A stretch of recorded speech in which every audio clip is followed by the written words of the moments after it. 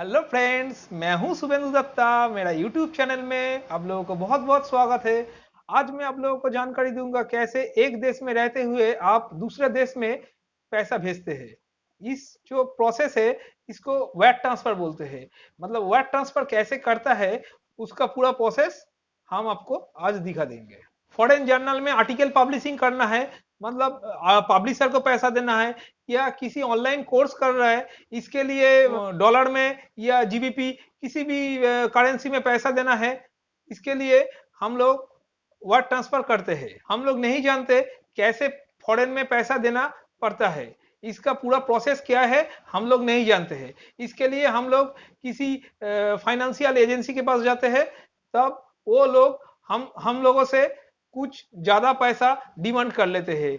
जो पैसा हमको देना है उसको छोड़ के ज्यादा पैसा हमसे चार्ज ले लेते हैं। ये हम लोगों को नहीं करना है, हम लोग खुद ही कुछ प्रोसीड्यूर फॉलो करेंगे तो ये पूरा प्रोसेस कर सकते हैं। इसके लिए हम लोगों को किसी के पास जाना नहीं है। आपका जो भी बैंक में अकाउंट है उसी बैंक से ही आप लोगों का फॉरेन पेमेंट होता है, मतलब वायर ट्रांसफर हो सकता है। हर बैंक का हर ब्रांच से डायरेक्टली फॉरेन ट्रांसफर नहीं होता है।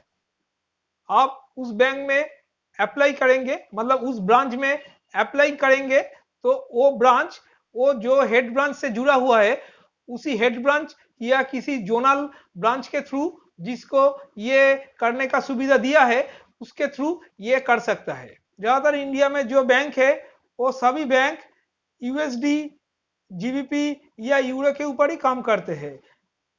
ये जो करेंसी है ये कॉमन करेंसी है। ये करेंसी ज्यादातर देशों में चलता है। इसके लिए आप अगर किसी दूसरा करेंसी, मतलब जो करेंसी ज्यादातर यूज नहीं होता है जैसे कि चाइनीज येन हो गया या दिनार हो गया, जो भी है, तो उसमें अगर पेमेंट करना चाहते हैं तो आपको जो आप बैंक में जो लेटर देंगे वो लेटर में आपको मेंशन करना है उसी करेंसी का इक्विवेलेंट अमाउंट, मतलब सेम अमाउंट आप यूएसडी या यूरो में दे दे। वायर ट्रांसफर करने के लिए आपको लेटर के साथ साथ एक A2 फॉर्म फिलअप करके बैंक को देना होगा। ये वायर ट्रांसफर करने के लिए क्या क्या डाटा चाहिए वो हम अभी आपको दिखाते हैं। वायर ट्रांसफर के लिए चाहिए बेनिफिशियरी नेम, मतलब name of the account holder, कौन सा नाम पे उसका अकाउंट है।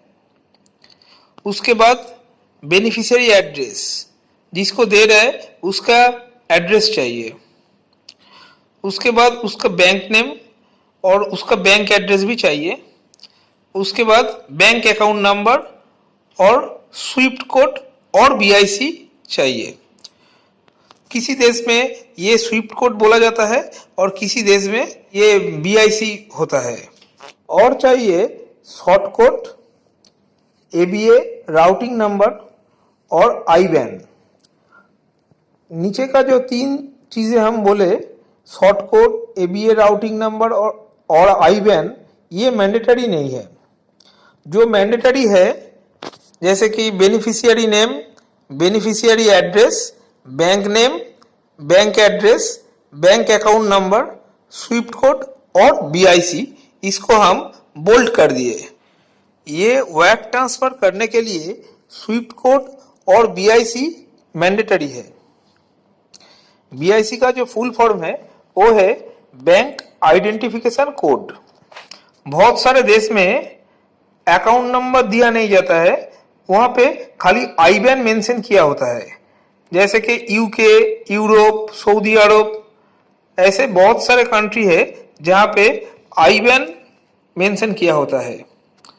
वहां पे अकाउंट नंबर अलग से दिया नहीं जाता है, अकाउंट नंबर आईबैन के अंदर ही होता है, उसको हम दिखाते हैं। जैसे कि आप लोग देख रहे हैं, हम एग्जाम्पल के तौर पे एक आईबैन इधर में दिया। ये बहुत बड़ा है, यहाँ पे पूरा चीज मेंशन किया होता है। जैसे कि जीबी मतलब ग्रेट ब्रिटेन हो गया, 29 मतलब काउंट्री कोड हो गया। ऐसा ही बहुत सारा मीनिंग है इस पूरा नंबर पे। और लास्ट वाला जो 8 डिजिट है जिसको हम बोल्ड और अंडरलाइन कर दिए, वो है इसका अकाउंट नंबर। जैसे हम बोला आई बैन के अंदर ही अकाउंट नंबर छुपा होता है। अगर पूरा आई बैन आप मेंशन कर देंगे तो बैंक वाला समझ जाएंगे एक कौन सा इसका अकाउंट नंबर है, वो क्या है, मतलब आई बैन से ही वो पेमेंट हो जाता है। अगर आप अलग से अकाउंट नंबर मेंशन किए या पार्टी से आपको अलग से अकाउंट नंबर अलग से फॉर्म में मिले तो आप उधर में शो कर सकते हैं अकाउंट नंबर के जगह में, नहीं तो आई बैन देने से ही काम चल जाएगा। इसलिए हम नीचे में आपका सुविधा के लिए बैंक अकाउंट नंबर अलग से मेंशन कर दिए। ये वीडियो आपको अच्छे लगे या आपका किसी काम में आए तो चैनल को सब्सक्राइब करना और वीडियो को लाइक करना। बाय।